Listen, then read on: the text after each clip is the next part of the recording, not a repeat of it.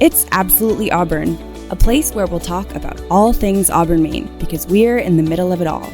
The City of Auburn's communications team is dedicated to helping you connect with city government and learn everything you need to know about Auburn, our city, our people, our events, and our community. Welcome to Absolutely Auburn. On this episode of Absolutely Auburn, we are starting a short series with our elected officials. And we have Mayor Jeffrey Harmon and Ward 1 Councilor Rick Whiting joining us in this episode, so be sure to listen. Welcome back to Absolutely Auburn, and Happy New Year, everyone. I'm your host, Jenn Bonig, and joining me, as always, in the studio is our fabulous producer, Abby Bourne. Happy to be back, Jen. And today we have some very special guests. We have Mayor Jeffrey Harmon and Ward 1 Councilor Rick Whiting joining us. Welcome. Thanks very much. Thank you. I'm happy to be here. We're excited you're here. I think everyone is. We've been looking forward to bringing on our city council members and mayor. And back on December 14th, the city of Auburn officially welcomed Mayor Harmon and 3 new councilors. Although Councilor Whiting, you're returning in Ward 1 in your second term. And in the next few episodes, we will introduce the remaining 6 councilors. We had to break you guys up in pairs. It's just easier. Plus, we have limited space in here. Yeah, I think if we tried to have everybody at once, it would turn into like a 3-hour episode or something. I don't know. It would just be too much. And as you said, we're in a walk-in closet, so we only have so much space. But to kind of get into some of the, details, I guess you would say, by charter, the Auburn City Council is comprised of the mayor and 7 councilors. There's a councilor for each of the city's 5 voting wards, plus 2 at-large councilors. And those 2 at-large councilors serve the entire city. The council adopts the annual budget for the city and school operations and has the power to enact, amend, or repeal rules, ordinances, and resolutions. The council also establishes policy and appoints the city manager.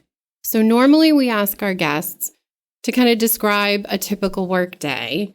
But being part of city council means you're not quite working in a traditional sense here at City Hall.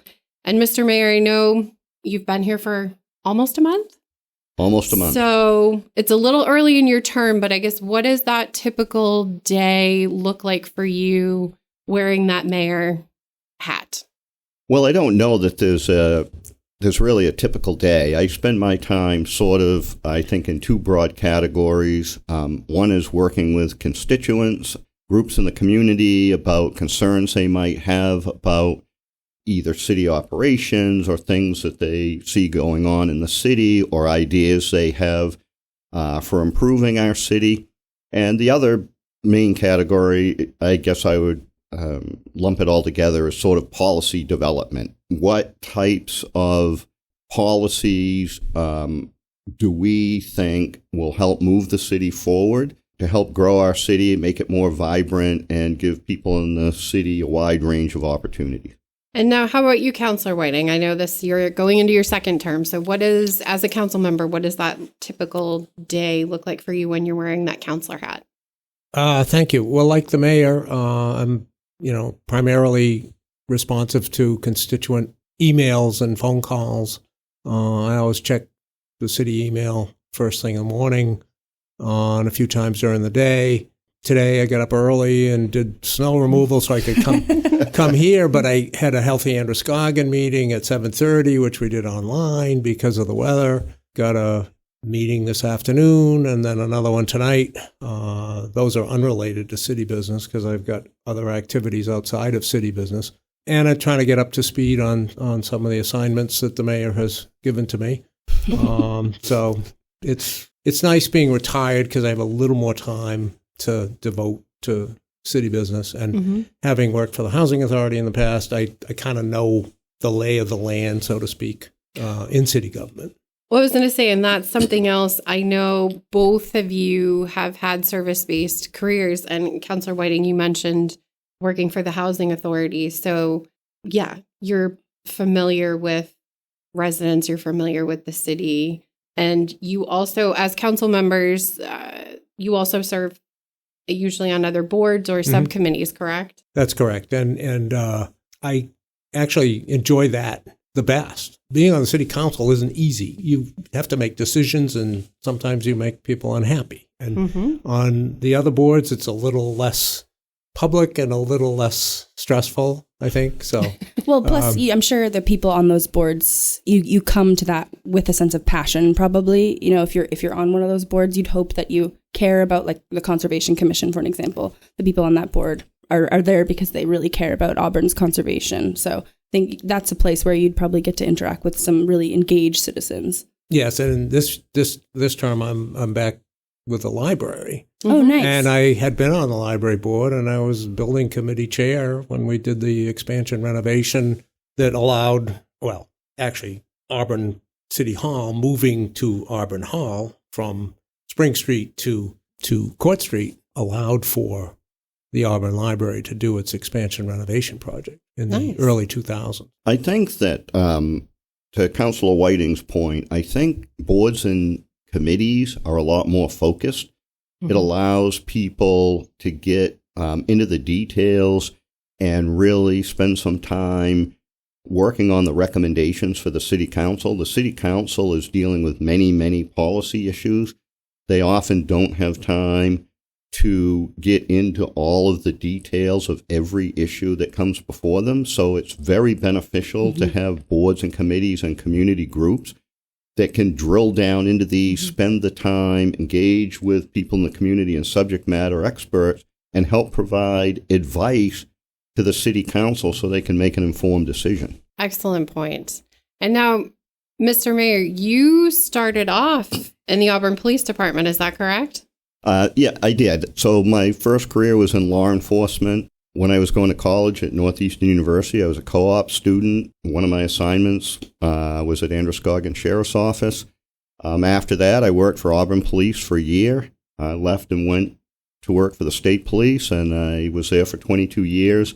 Did all kinds of various activities in the state police, and ultimately retired from there as the deputy chief.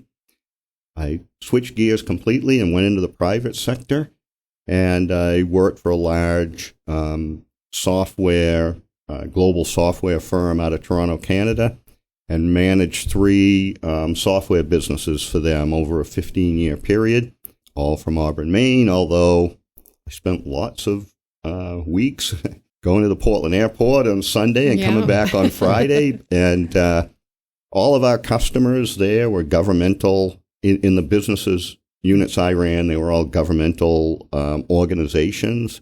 And then I retired 3 years ago. Cool. Nice. I will say, I'm a Canadian citizen. I'm a dual citizen. So I think it's kind of cool that you worked for a Toronto-based company. That's I always love when Canada gets thrown. Yeah, me either. Love the mention of Canada. And I find this out in episode 11. Yes. Well, I mean, we haven't had any guests who have had Canadian work experience before. I guess that's true. I've never had a reason to bring it up. All right. Fair enough. Now, I got to go back to something, Councilor Whiting, you mentioned homework. Mr. Mayor, what does mayor homework look like? I'm just curious. There's probably way more homework than people actually think. You probably spend more time on the homework than in the meetings. There's lots and lots of documents to read. You need to make appropriate policy decisions and even to interact with people in the community. There's often lots of documents to read so you can learn about these issues and be more informed. And that's beyond the city council packets. You know, the preparing for a city council meeting, there can be 50 to 300 pages of documentation that sets out all the background of the issues and, staff papers. And, you really need to make sure you understand that in preparation for the meeting. Yes. Yeah, that's one thing. I had served on the school board in RSU 16, which is where I live. And that was one thing I learned very quickly. To be prepared and feel like I was making informed decisions, there is that homework. There's a lot of reading, and it's not just simply going through, like you said, that meeting packet.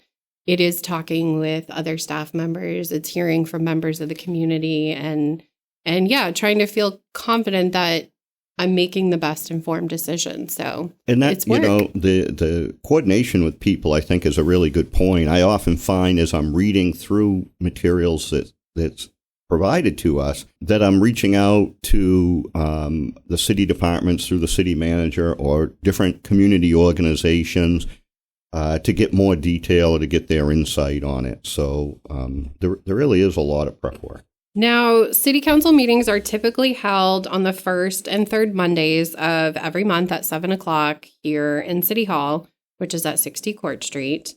All of the meeting agendas, minutes are posted on our website, auburnmaine.gov.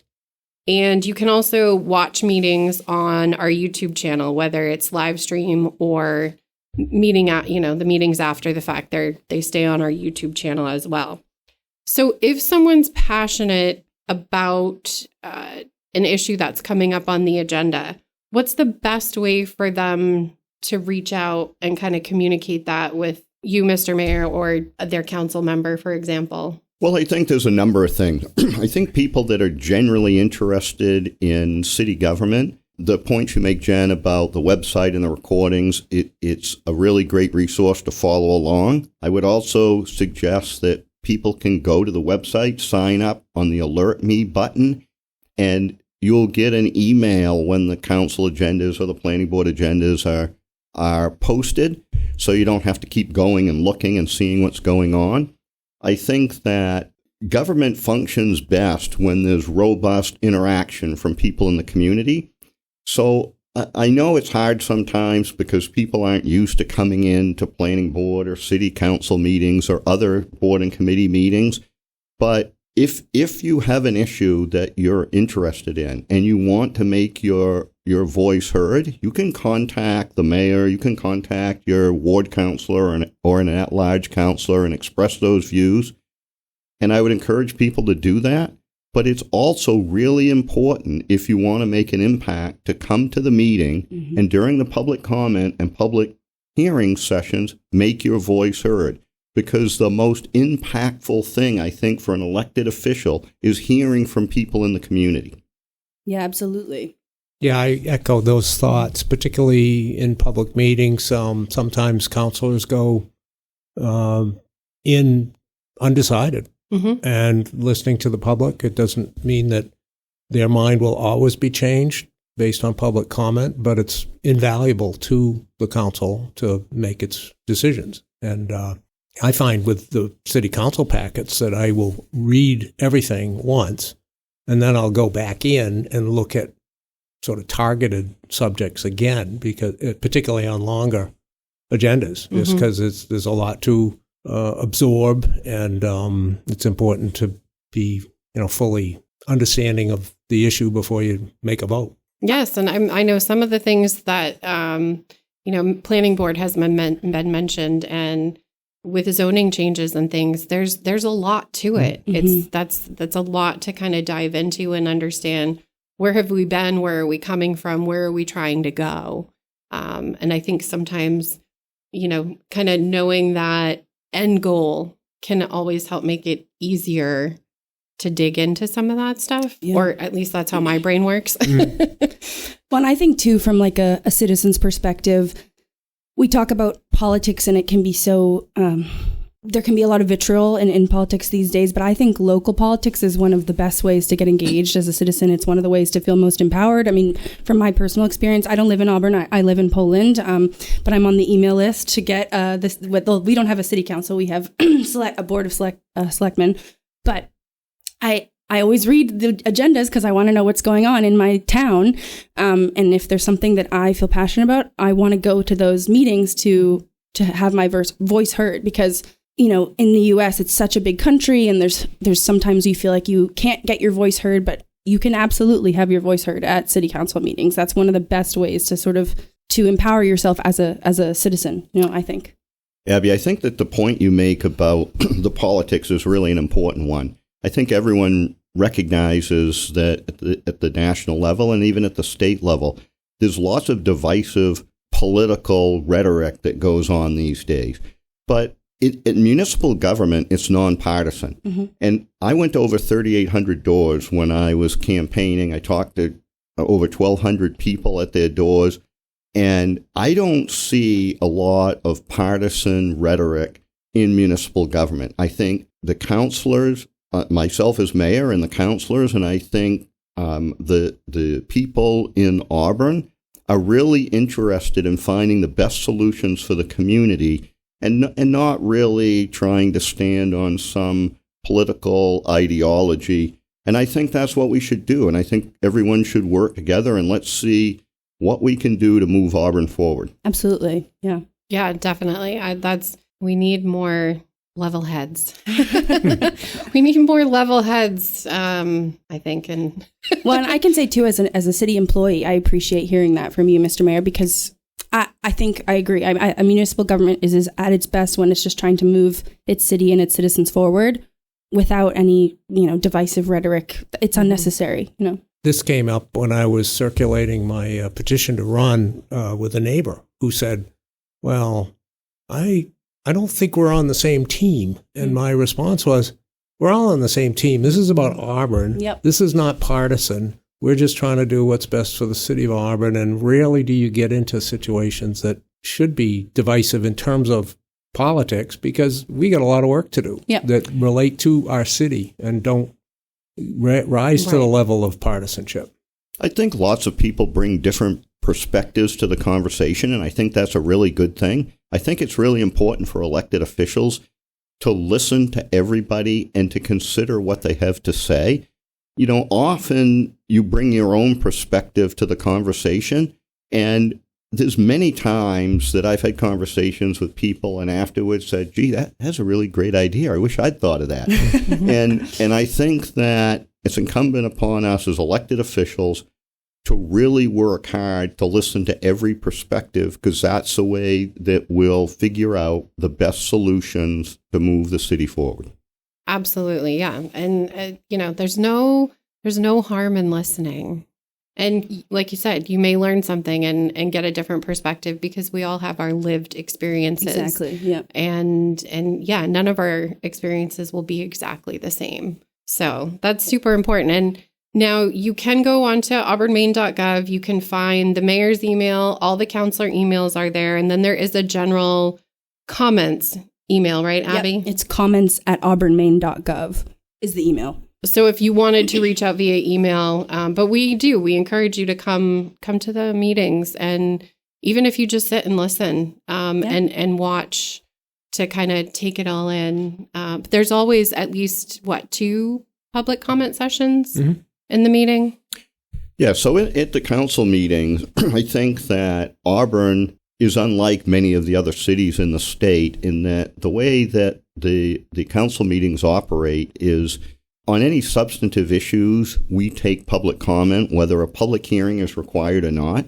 So the public shouldn't worry too much about if the agenda item is a public hearing or it's just a regular agenda item.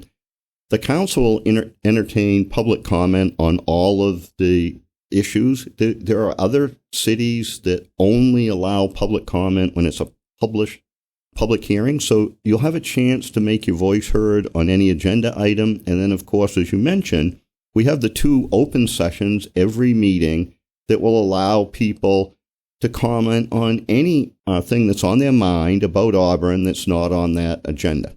And now, when you look at the agenda, sometimes, a lot of the time, there's also a council workshop. So what does that mean? And is the public able to participate in that portion of the agenda? Well, right now, so I guess the difference between the workshop and the council is that a workshop gives the council and staff, and sometimes subject matter expert that the staff brings to the table, an opportunity to have a more in-depth discussion about any particular item that may be coming in front of the council in the future. It's important to know that when the council is meeting as a council, that's a public meeting. And so these types of conversations have to take place when the public can attend. Currently, there is no public comment session during the workshops. Some constituents have made a suggestion that the council would allow to people to speak not for or against, but if they have technical or data or information that would be helpful, that they could present it. So I think we'll be talking about that in the future. I think it's really important, if people want to participate in the process, that they go to the workshop about the topic they're interested in, and not just at the council meeting, so that when they get to the council meeting, they'll have a better appreciation of the conversation the council has already had and where they're coming from. I think you miss quite a bit if you don't watch what's going on at the work session. I agree completely with that. I think that it's sort of a due diligence thing on the part of the citizenry, and we do have options where people can watch it on YouTube, or on cable vision, the cable television, so that they can see what is happening in the workshop. And people have their lives. They, it's a lot to ask to tie up your day from 5:30 to maybe 9 at night. So that's one strategy that people can use to watch the workshop. And if there's something that they want to comment on or listen to at the regular meeting, come to the regular meeting. But definitely pay attention to the workshops, because a lot of information is provided in those workshops that the council and mayor rely on to make decisions. Yeah, even myself as a staff member here, obviously, yeah, I'm not an expert in half of the stuff that goes on in City Hall. But I find myself, I like to go back and watch those council workshops and the council meetings to, learn about some of these issues. You see certain things that are coming up in the media, and then people will ask me, and I don't want to feel uninformed. So I try to watch those to at least understand and know what's going on. And obviously, if you're watching it through a YouTube channel, you can do that at whenever it works for you. Mm-hmm. Or you can listen to the podcast too, maybe. It might help. So, Mr. Mayor, why did you decide to run for mayor and serve the residents of Auburn in this capacity? Well, look, I've lived in Auburn for 35 years. It's a great community. When I retired, it gave me the opportunity to become more engaged in activities that were going on in Auburn. And I felt that there were some areas that we could improve on. I think that citizen engagement, transparency, I think were areas that we could improve on. I think that perhaps on certain policy issues, the focus that the city was putting on some issues and not others, I thought perhaps a bit of a different balance might be more beneficial to the city. And look, since I've retired, I've been going to the city council and planning board meetings, trying to become informed on what's going on. And it gets to a point where if you want to make a difference, then you should step up to that next level and participate in a board or committee, or run for the city council, or run for mayor or school board. And I felt the time was right and decided to run. And I was very appreciative of the people in Auburn putting their trust in me and electing me as mayor for the next 2 years.